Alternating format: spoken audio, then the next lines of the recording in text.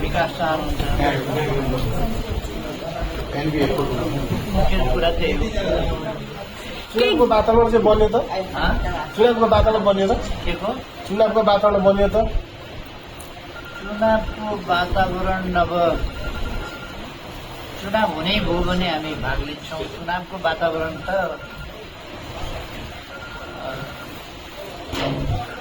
यसै भन्न सकिन्न अझै पनि। तपाईँले के देख्नुहुन्छ चुनाव हुन्छ कि हुँदैन? चुनाव त म हुन्छ ठान्छु अब।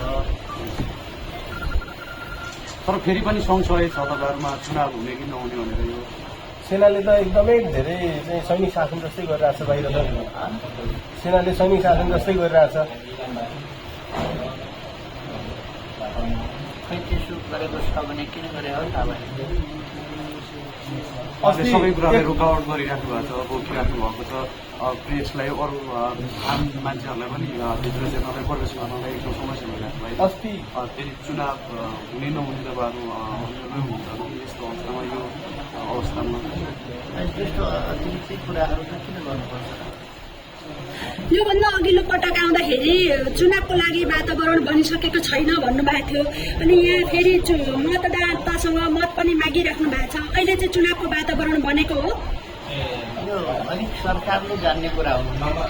हामीले हेर्दा अझै पनि सन्देह छ। 5 नम्बर क्षेत्रमा अस्ति तपाईँ चाहिँ बस्दाखेरि 80वटा टोल पुग्नु भएछ। 80 टोलका सारा मतदाता एकदमै खुसी हुनुहुन्छ। अब अन्य टोलहरूमा पनि तपाईँको पर्खाइमा हुनुहुन्छ। अब कसरी व्यवस्थापन गर्नुहुन्छ? टोलमा जानु त हो नि, धेरै व्यवस्थापन के कुरा छ। टोलमा जाने हो, जनता मतदातासँग भेट्ने हो, साथीभाइहरूसँग भेट्ने हो। सबै मतदाताले चाहिँ एकपटक केपीलाई भेट्न पाउनु भनेर अपेक्षा गर्नु भएको छ। पुग्नुहुन्छ? सकेसम्म धेरै ठाउँमा जान्छ। ओके।